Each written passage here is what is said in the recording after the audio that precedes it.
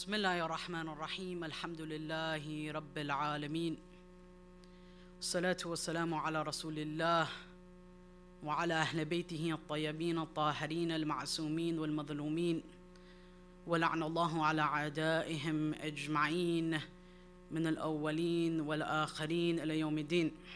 أما بعد، قال الله سبحانه وتعالى في محكم الكتاب المجيد: بسم الله الرحمن الرحيم ألف لام ميم ذلك الكتاب لا ريب فيه هدى للمتقين الذين يؤمنون بالغيب ويقيمون الصلاة ومما رزقناهم ينفقون.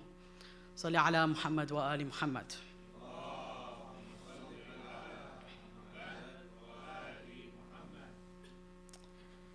I begin in the name of the Most High and the Creator of all things seen and unseen. Allah subhanahu wa ta'ala in Surah Al-Baqarah gives us a glimpse into the purpose of our existence. Allah subhanahu wa ta'ala, God tells us, that is the book in which there is no doubt. La rayba fihi. A guide to the muttaqeen, to those who have taqwa, to those who fear God, to those who have a consciousness of Allah subhanahu wa ta'ala. But who are these people? Who are the muttaqeen? Allah subhanahu wa ta'ala now gives us conditions. There are specific conditions lined out in order for us to be included in this verse. الَّذِينَ يُؤْمِنُونَ بِالْغَيْبِ.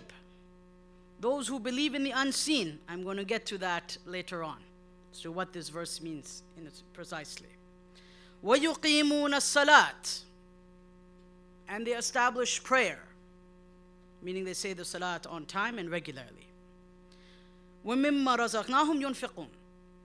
And out of whatever we have given them of their wealth, they give it away in charity. الَّذِينَ يُؤْمِنُونَ بِمَا أُنزِلَ إِلَيْكَ. And they believe in what was revealed to you, O Muhammad. وَمَا أُنزِلَ مِنْ قَبْلِكَ. And that which was revealed before you. وَبِالْآخِرَةِ هُمْ يُوقِنُونَ. And they are certain in the hereafter as being a haqq. They are certain that when they leave this world, they will enter a new world and embark on a journey to the liqa of Allah subhanahu wa ta'ala, to the meeting of God. So this is all well and fine. But how do we know if we are included in this group or not? How do we understand these verses of the Quran? What is our source of reference in order to bring all of this together? The answer is two. Ayatollah Wahid al-Khurasani, one of the most a'lam marja in the Shia world, he explains with regards to this verse and with regards to our belief in general, that there are two kinds of kitabs, of books. There's kitab tadwini and kitab taqwini. I'm going to explain this. Kitab tadwini is ma bayna dafatayn, the Quran in its physical form, that which is between the two covers, from Surah Al-Hamd to Surah Al-Nas. And we read this and we try to understand it and we try to live according to it. And it's a guide for those who are God-fearing. But this Quran will forever be insufficient without what? Kitab Takwini. This is the living embodiment of the Quran. That is the speaking Quran, Al-Quran al-Natiq. And that is none other but the Ahlul Bayt. And that is why the Prophet said, I'm leaving you two weighty things. Kitabullah wa itrati Ahl Bayti, and my family. And the two shall never separate until they meet me at the pond of Hawd, or at the pond on the Day of Judgment. Some say Kawthar. So these two can never be without each other. The Quran can be read as much as we want, but it can never be understood.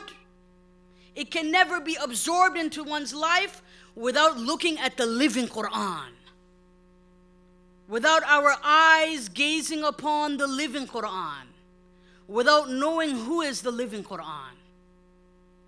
And that is none other than the Imam of our time. Sahib al-Asri wa Zaman, may our souls be ransomed at his feet, inshallah. It is the Imam of the time who is the embodiment of the book of Allah. It is the Imam of the time in whom the batin and the zahir of the kitab is within his heart.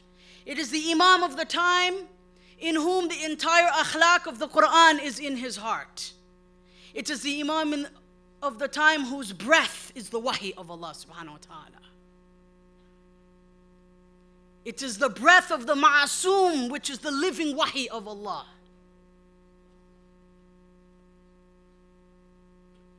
Thus, there is a reason why at Siffin, when the army of Muawiyah put the Qur'ans on their spears, Amir al-Mu'mineen tells them to continue and fight. Why? Because I am al-Qur'an al-Natiq. I am the speaking Qur'an. Do not think just because a physical book is put onto a spear that you cannot fight. I am the living Qur'an.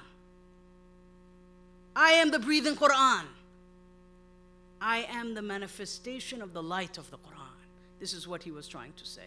Salli ala Muhammad wa ali Muhammad.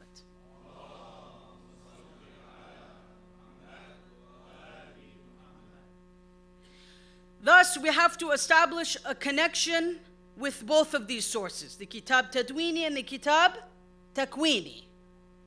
The physical book and the living book, the Hujjat of Allah subhanahu wa ta'ala. We have to establish a relationship with both of these. You cannot have one without the other. It will always be incomplete. And this, of course, is the importance of Thaqalain.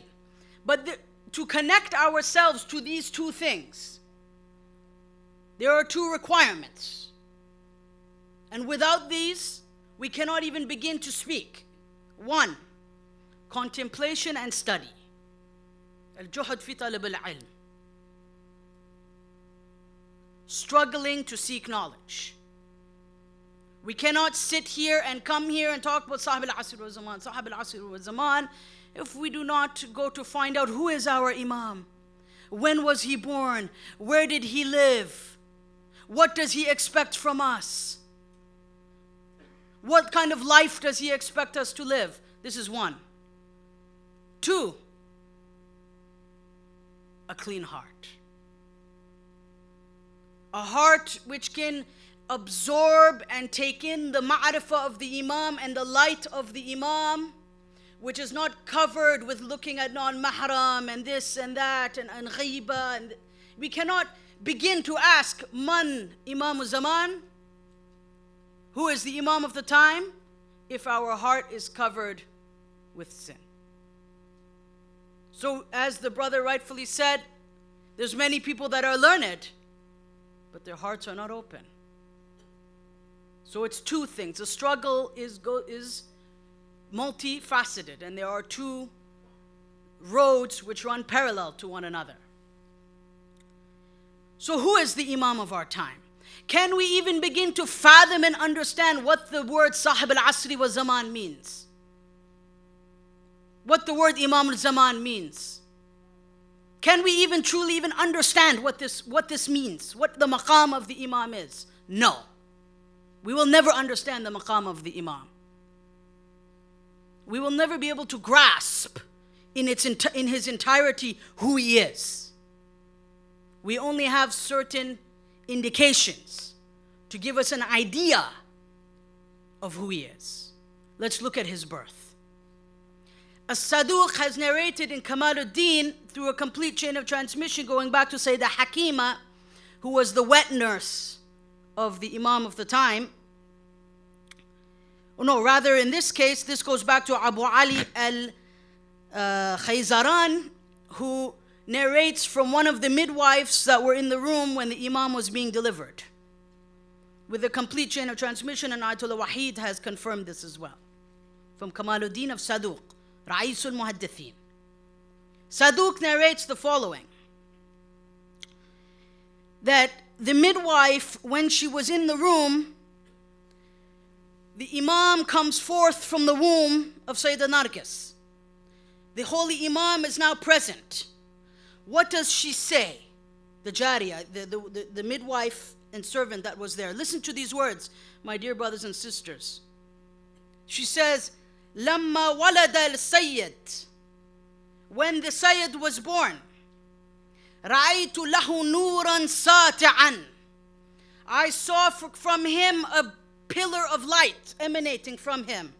وَقَدْ ظَهَرَ مِنْهُ وَبَلَغَ أُفُقُ السَّمَاءِ, and the light which was coming from him penetrated into the highest horizons of the heavens. She's saying she witnessed this. These are authentic traditions going back from the time of Saduq or earlier. That when she saw the infant child, she saw a column of light penetrating from him, reaching into the heavens. She then says, وَرَأَيْتُ طُيُورًا بَيْضَاءَ تَحْبِتُ مِنَ السَّمَاءِ, and I began to see white birds coming down from the heavens, and their wings were stroking the face and the head of the infant Imam of the time. Imam al-Hasan al-Askari explains what this means. He says that these were angels which arrived to celebrate the birth of the Imam of the time. This was no ordinary individual. As Ayatollah Wahid says, this is Hujjat ibn al-Hasan. This is not an ordinary individual, my dear brothers and sisters. Can we even begin to understand who this individual is? What does it mean in the traditions where it says the earth cannot exist, la tarfatul ayn, not for a blink of an eye, without the existence of the Imam? Can we even begin to fathom what this means? The hujjat of Allah subhanahu wa ta'ala, the proof of God. Like I said, it begins for us to develop a ma'rifah of the Imam. We have to know his maqam. What is his position in this universe, in creation? This light which emanated from the Imam rose into the heavens and lighted up the throne, the arsh of Allah subhanahu wa ta'ala. That the throne of Allah is illuminated from the nur of the Imam of the time. This is the maqam of the Imam. Now, can we even understand this? Not really. We can try to, but we will never be able to comprehend who, in reality, who the Imam of the time is. Salli ala Muhammad wa ali Muhammad.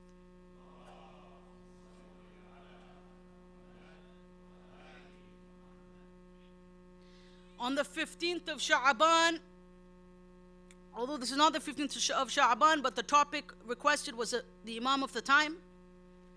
On the 15th of Sha'aban, a sun rose from the womb of Sayyidah Nargis, which would continue to light up this world until the Day of Judgment. And it's for this reason the Imam describes himself as the Shams. In a tawqi, in a letter to Ishaq bin Yaqub, through Muhammad ibn Sa'id al-Amari, the deputy of the 12th Imam, the Imam of the time describes himself in the following way. He says, the way that people benefit from me during my occultation is the same as the way they benefit from the sun when the clouds cover it. That the Imam may not be in physical appearance, but we can continue to benefit from his presence and his light and his nur. In the same way that plants continue to grow despite it being a cloudy day. The Imam describes himself as the Shams.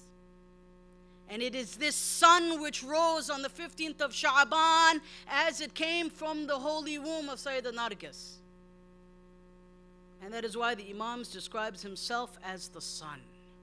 Salli ala Muhammad wa ali Muhammad.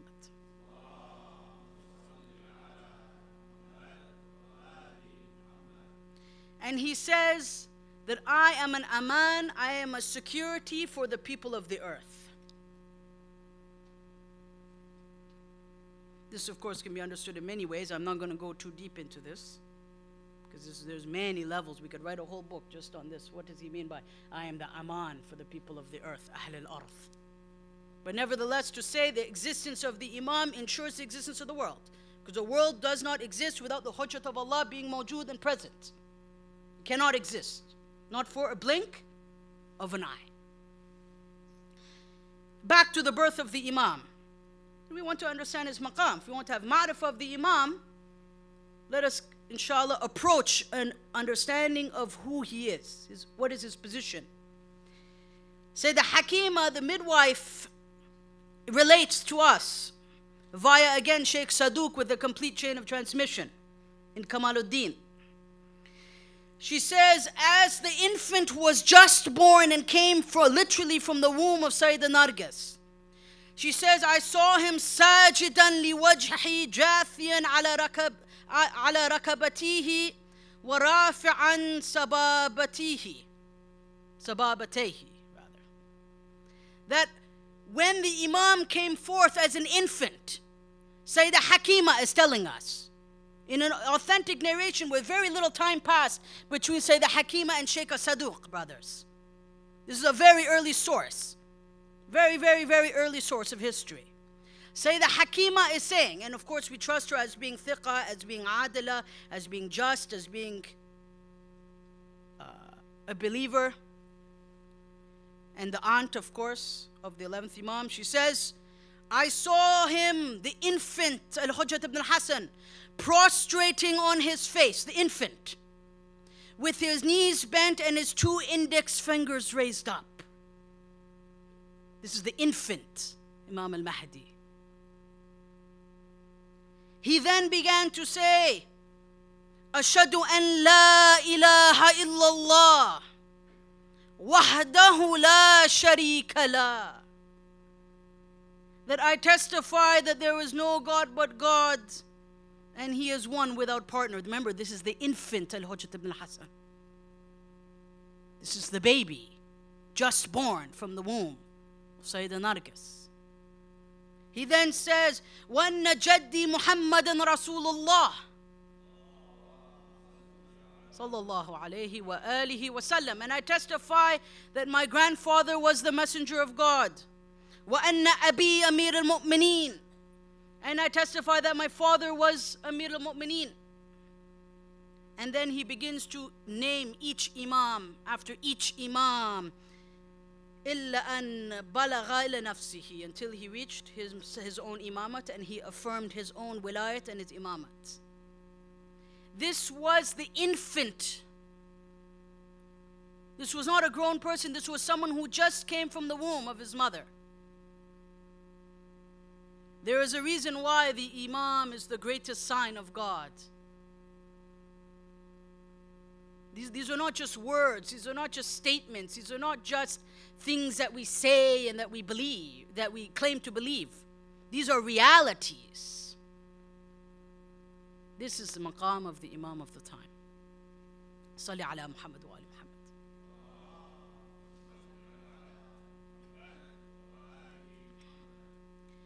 This is no ordinary individual. This is an individual whom Allah subhanahu wa ta'ala, just as He allowed Isa to speak as a newborn, He allowed the Imam of our time to speak as a newborn. These are all signs for the Shia to be at peace with the Imam of the time and to come at some kind of understanding of who the master of the age is and what is his position. And like I said, these are from Sheikh Saduq. They're with complete chains of transmission going back. They're not in later sources. They are in earlier sources, which are Maraja, such as Sheikh Wahid, have confirmed these traditions. It is then no coincidence that the Prophet himself, peace and blessings be upon him, says the following: Al-Mahdi ta'awusu ahl al-Jannah. That the Mahdi is the peacock of paradise. Why peacock? Because a peacock is the most beautiful creature. That Jannah is given its beauty from the Imam. Jannah is given its beauty from the Imam being in it. This is from the Sunni and the Shia narrations. Mutawatir, very, very widely understood. Al-Mahdi ta'wusu ahl al-Jannah. Meaning all of the beauty is contained within him. The beauty of Isa, the beauty of Yusuf, the beauty of Ibrahim, the beauty of all of the prophets, of Musa, of Nuh. The entire divine history culminates in the soul of the Imam. He is the testament to the 124,000 prophets and the 11 Imams that came before him. All of that is in his soul. That is why he is Ta'awus Ahlul Jannah. This is a little heavy, isn't it? A little deep, maybe. But this is a maqam. We were asked to talk about the Imam of the time, so this is the Imam of our time. May our souls be ransomed at his feet, inshallah. Salli ala Muhammad wa ali Muhammad.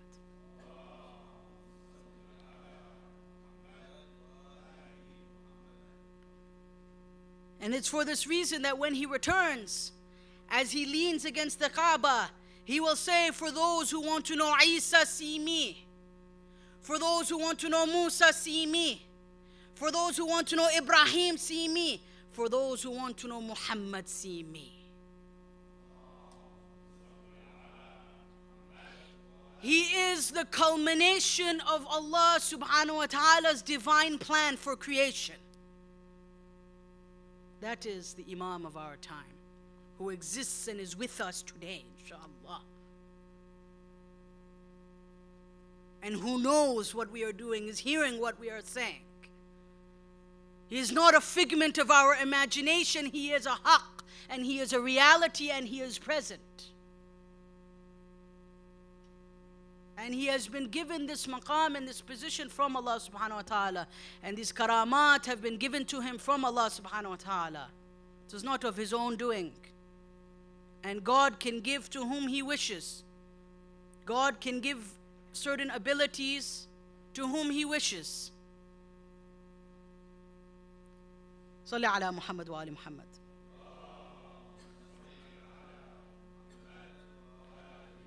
So how do we establish a relationship with the Imam of our time?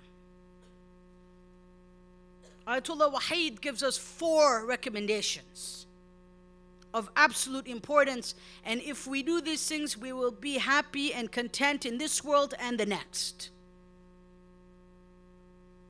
And this is especially important for the shabab, for the youth. Especially important. So please listen carefully. 4 advices to establish a relationship with the Imam of our time. 1.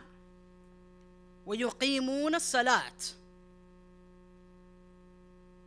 We go back to the verse I quoted. They establish prayer.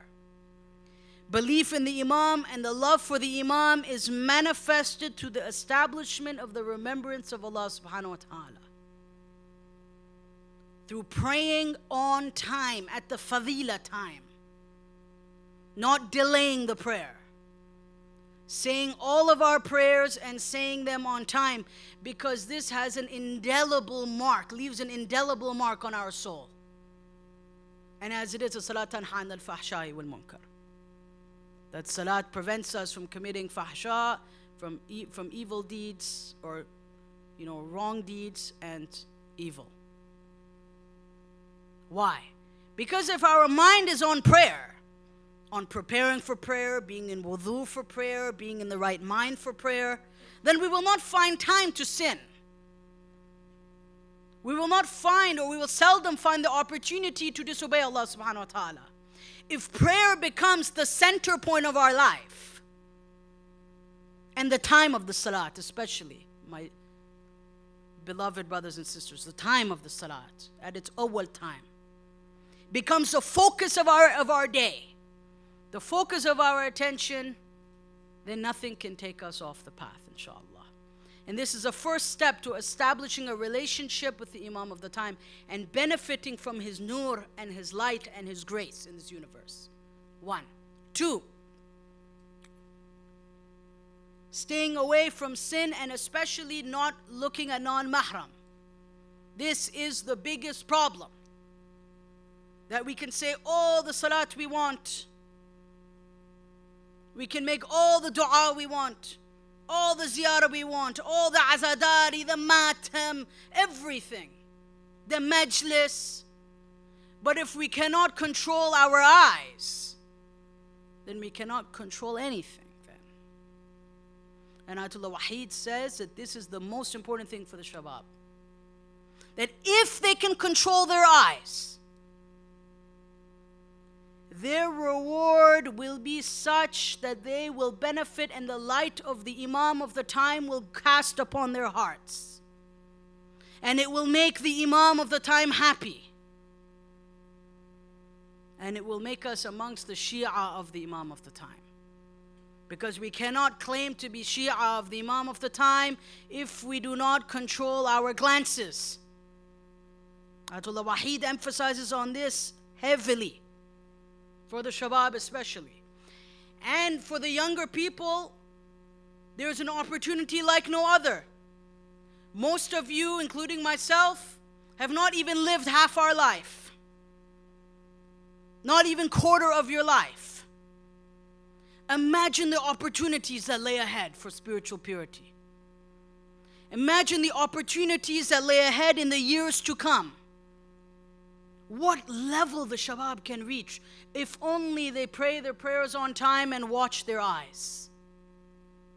These are very, very, very important in establishing a relationship with Sahib al-Asri wa Zaman. Inshallah. Salli ala Muhammad wa ali Muhammad.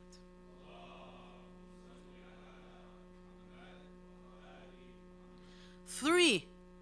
Tawassul to the Imam every day.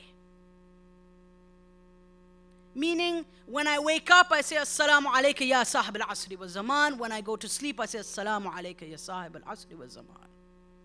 That the Imam for me is a reality. He is not a figment of imagination. He does not exist in a book. I speak to my Imam when I wake up, and I speak to my Imam when I go to sleep.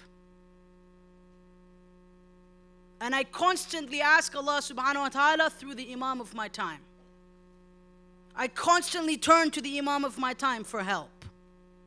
For he is living, he is with us, and he is here, and he loves us, and he cares for us, and he cries for us. And our deeds are taken to him on Thursday evenings. And how would it break his heart to know if his Shia are not praying the salat on time?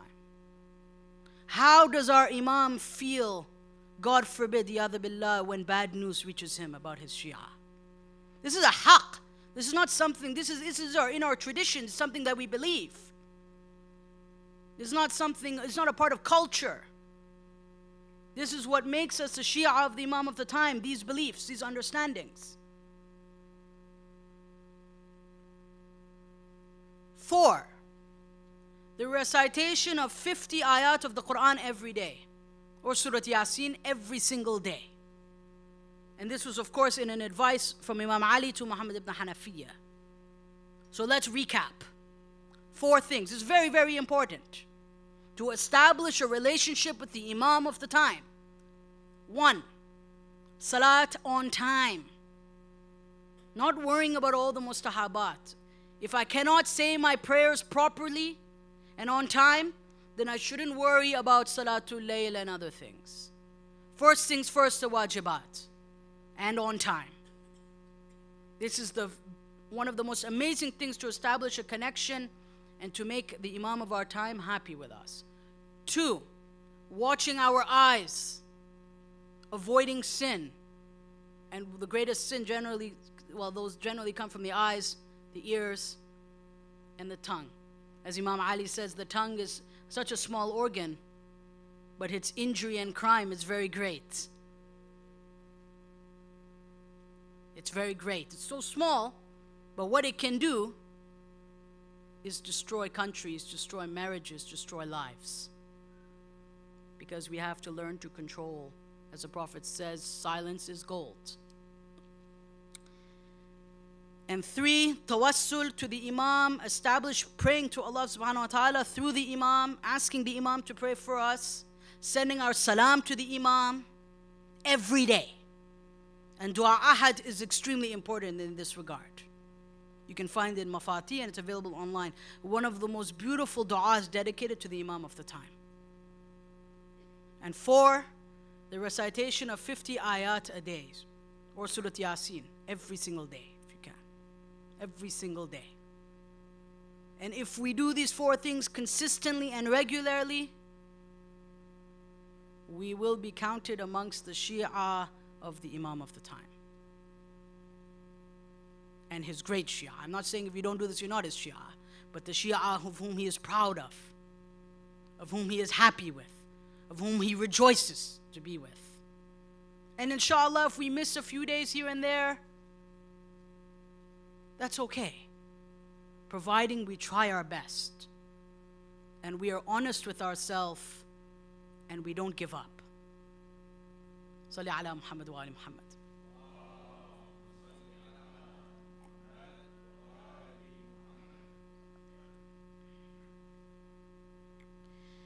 So what happens when the light of the Imam shines onto our heart? What can happen to us if this light of the Imam touches our hearts? Inshallah, it touches all of our hearts here. What can happen? Let's go to the story of Muhammad ibn Hassan al-Sayrafi. Again, this is narrated in the Kamal ad-Din of Sheikh Saduq. Listen to this story very carefully and draw your own conclusions from it. I don't need to read between the lines for you. So listen carefully, please. The story is very, very important. It's very beautiful. Muhammad ibn Hassan al-Sayrafi was from Balq. This was during the lesser occultation of the Imam. So Hussein ibn Ruh at this time was the naib of the Imam in Iraq. So al-Sayrafi was leaving for Hajj. But before going for Hajj, he wanted to give his khums and his zakat to the Imam of the time, to purify his wealth before leaving for the Hajj. And he would often take other people's wealth from Balq, take it in a big container and take it to Iraq, to give it to Hussein ibn Ruh. So he's narrated, وَكَانَ مَعِي مِنَ الذَّهَبْ سَبَائِكْ وَمَا كَانَ مَعِي مِنَ الْفِدَّةِ. And he says that I had these golden bars. I'm not going to translate all the Arabic. I had these golden bullions, basically like gold bars with me. A lot of money to be given to the naib of the Imam, the representative of the Imam in Iraq. So he's leaving from Balq and he stops in Sarkhas, which is in the province of Khorasan. So it's very far from Baghdad. Imagine he's traveling from Balq, which is close to Afghanistan, all the way to Iraq, to first give his zakat to the Imam and then go on his way to the Hajj. So he stops in Sarkhas. He says, I set up my tent in Sarkhas. And it was a rocky area where he erected his tent. And he says, فَسَقَطْتُ سَبِيكَةً مِّن تِلْكَ السَّبَائِكْ مِنِّي. He says, I lost one of these bullions, one of these gold bars in Sarkhas. Now he's afraid. He has the Imam's money. Imagine any of us had the Imam's amanat in our hands and we lose one. I'd be in tears. I don't know how I would feel. Imagine how he's feeling. He lost it. He says, I look around the khayma, I can't find it. Now what to do? I'm missing the amanat of the Imam of the time. He arrives at Hamadan. So he's getting closer and closer to Iraq. He stops in Hamadan and he says, فَسَبَّقْتُ مَكَانَهَا مِن مَالِي. And he says, I made one bullion from my own wealth. Meaning he paid for it and he had one made and he said it was the exact measurement and the exact weight. Because in those days it went by the weight of gold. Much like it does today, how the Federal Reserve runs, right? With the weight of gold. So he says, I had another piece of gold made when I was in Hamadan. And I threw it in the bag. And I go on my way to Iraq, to to see the naib of the Imam in order to give my zakat and khums to the Imam. Remember, this is exactly the same. This gold bar is identical. There's no differences. The exact same weight, gold, everything. It's in the bag. There must be hundreds in the bag. He says, I reach Iraq. I go straight to meet Hussein ibn Ruh, the representative of the Imam who was collecting the taxes, the religious taxes.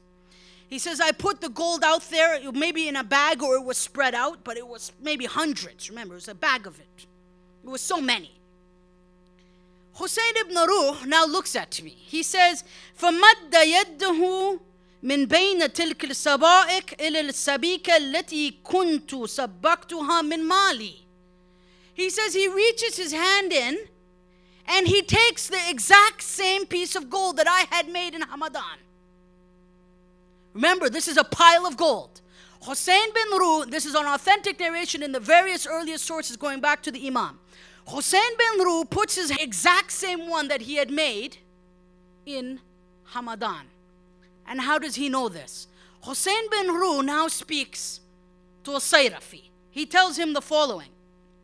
He says to him, and then he says, وَرَمَّ بِهَا إِلَيْ, and he threw it back to me. And then he says, قَالَ لِي لَيْسَتْ هَذِهِ السَّبِيكَ لَنَا. This bullion is not ours. سَبِيقَتُنَا دَيْعَتَهَا بِسَرْخَسْ حَيْثُ دَرَبْتَ خَيْمَتِكَ. He says that this is the one that you tried to I'm paraphrasing, that you had replaced when you had lost the one in Sarkhas. How did Hussein ibn Ruh know this? How? This is not the Imam of the time, this is Hussein ibn Ruh. He's not a Ma'asum. Hussein ibn Ruh throws it back to him and he tells him, this is not ours. This is how precise the zakat and the khums is for the Imam. But how did Hussein ibn Ruh know this? He then says to him, go back to Sarkhas, set up your tent, look around the rocks, and you will find it. Sayrafi goes back to Sarkhas. And Hussein ibn Ruh tells him, return next year, but I will not be here. The next Naib will be here, and you give him the rest of the zakat, the khums at that time. Lo and behold, the Sayrafi returns to Sarkhas. Remember, this is like a plain of rubble and rocks. Impossible to find. Impossible. So we think. And he returns there and he finds the gold bullion. Now this is a manifestation of the light of the Imam casting into the heart of Hussein ibn Ruh. What kind of soul did Hussein ibn Ruh have to have this kind of knowledge? It's not a ma'asum. But the point is, by developing a relationship with the Imam, by living a life in which salat and staying away from haram and recitation of the Quran is the centerpiece of my life, then the light of the Imam will cast onto my heart and I will have knowledge and awareness of things that I would have never had before. And this is what it means to have the ma'rifah of the Imam of the time.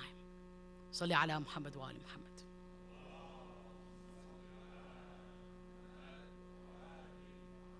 And it's for this reason that Imam Sadiq says in a tradition, again in the earliest sources of hadith, Imam Sadiq says, الَّذِينَ يُؤْمِنُونَ بِالْغَيْبِ, that this verse in Surah Al-Baqarah, الَّذِينَ يُؤْمِنُونَ بِالْغَيْبِ, what does this mean?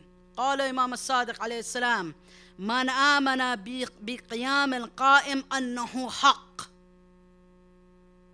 that the one who believes in the coming and the rising of the Qa'im, for it is true. That the manifestation of understanding this verse of the Quran is in establishing a relationship with the Imam of the time. That to believe in the ghaib is to believe in the occultation of our Imam. I'm not doing this just as tafsir, this is the hadith of the Imam. الَّذِينَ يُؤْمِنُونَ بِالْغَيْبِ. that which refers to the rising of the Imam of the time. Salli ala Muhammad wa ali Muhammad.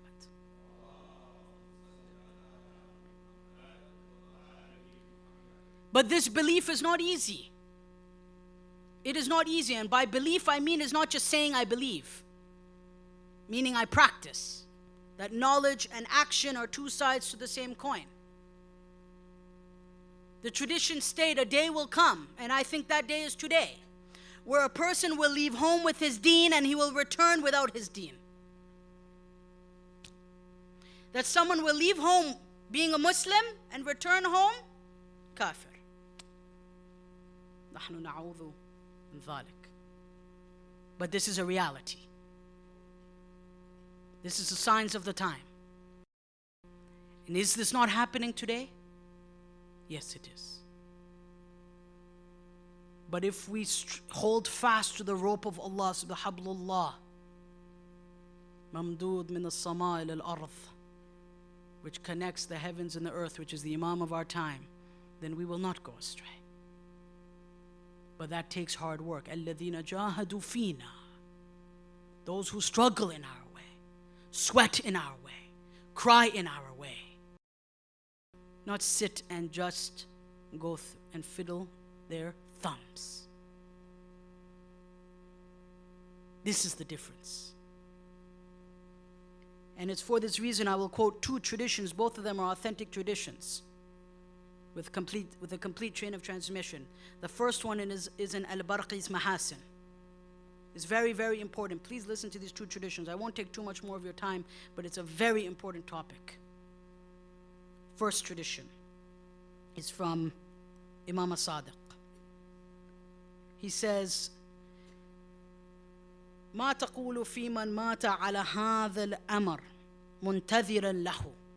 What do you say? What is your view of the one who dies while waiting for the Imam? منتظرا له, meaning waiting for the Qaim, waiting for the Imam to arrive, and he passes away. And by muntaziran, meaning he believes in him, or she believes in him, she follows in his way, she loves him, she does tawassul to him, she reads Quran and gives the hadiyah of those ayat to the Imam of the time. What is the position of this person? Imam Sadiq says, هو بمنزلة من كان مع القائم في فسطاته. That this person who dies, his, and I will say her position is such that they are in the tent with the Imam of the time. Then he became quiet. And Imam Sadiq says, وَهُوَ كَمَنْ كَانَ مَعْ رَسُولِ اللَّهِ. But no, this person is as if they were with Rasulullah. Because they were patient, they struggled, they worked hard during the occultation. And if they die in this state, it is as if they have died at the hands of the Holy Prophets. Salli ala Muhammad wa ali Muhammad.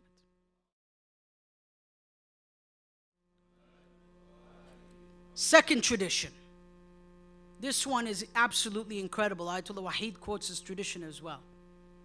From Imam Zain al-Abidin, Sayyid al-Sajidin. What does our fourth Imam say? Beautiful tradition. Again in Saduq's Kamal, going back with the chain of transmission to the fourth Imam, with the Sahih chain of transmission. He says, قال علي بن حسين سيد العابدين من ثبت على موالتنا في غيبة قائمنا, that the one that holds fast to our wilayah during the absence, during the occultation, the ghaiba of our leader, of our qa'im, أطاعه الله عز وجل أجر ألف شهيد من شهداء بدر وأحد. That the one that holds fast to our path, holds fast to the habl of Allah, mamdood min as-sama' ila al-ardh, holds fast to the rope of God, says his prayer, watches his eyes, recites Quran, lives a life where God is at the center of this life, following in our sunnah. This is what it means. ثَبِتَ عَلَى مَوَالَتِنَا ثَبَتَ عَلَى مَوَالَتِنَا. This is what it means. And if this person dies in this state and manages to keep their faith, Their reward is that from Allah of 1,000 martyrs who died at Badr and Uhud. This is not an exaggeration. This is a complete chain of transmission going back to Imam Zain al-Abidin. But we have to understand what the time is. That if we are able to stay to the path, to not break our covenant with Allah and the Imam of the time in this time, then inshallah we all have the opportunity to gain this reward.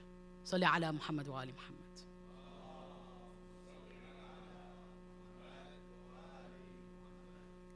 I will just end with a few words. I know I've gone about 44 minutes, well, 43 minutes, about. Don't want to take too much of your time. But this is also the night of the wafat of Imam Hassan al-Askari, peace and blessings be upon him, and the beginning of the imamat of the Imam of the time. This is the most important. That the 9th of Rabi al-Awwal is the beginning of the imamat of the Imam of our time. It's a very important day. Inshallah, I think it's tomorrow or the day after, right? The 9th of Rabi al-Awwal.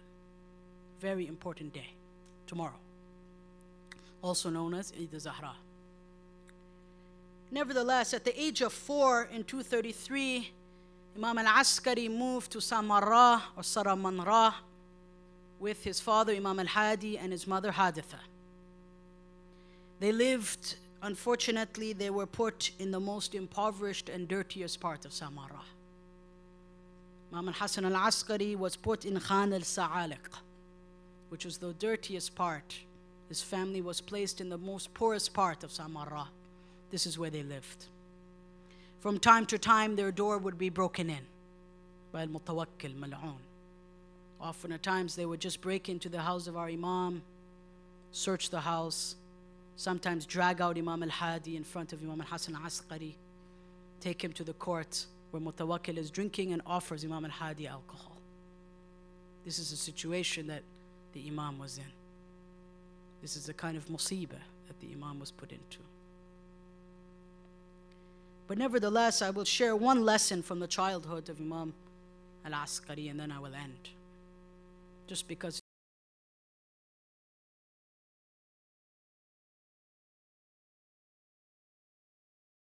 there was a bunch of children playing in the streets of Samarra. It is narrated in the traditions.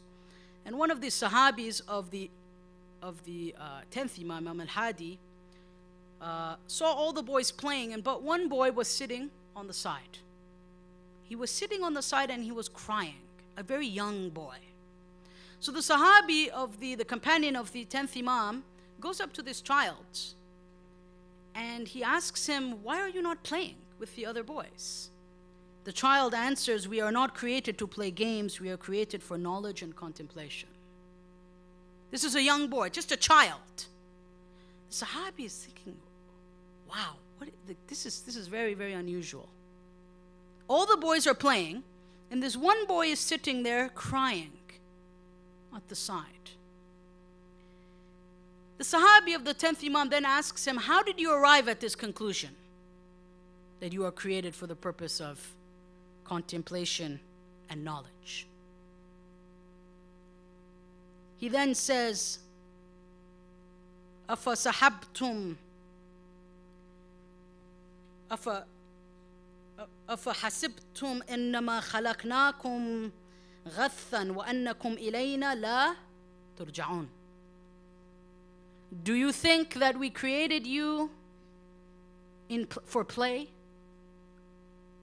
Do you think we created you just for play? Just for a game? And you will not return to us? That as all the other children are playing, this young boy is worried about the hisab bayna yaday Allah. The man then tells him, "But why are you crying? Why are you crying though? You've explained to me why you're not playing, but why are you crying?" And he tried to buy him some toys and make him happy, give him something. The child's not happy, he's still crying. The child says, "I have watched my mother light a fire. She uses 2 little twigs to get the big fire going. He says, I fear that on the day of judgment, God too will use these little ones to light the big fire. And that is why, as a child, I am crying. This was none other than Al-Imam Al-Hasan Al-Askari alayhi afdal salatu wassalam. وصلى الله على سيدنا محمد وآله الطيبين الطاهرين ولعن الله على أعدائهم أجمعين من الأولين والآخرين ليوم الدين.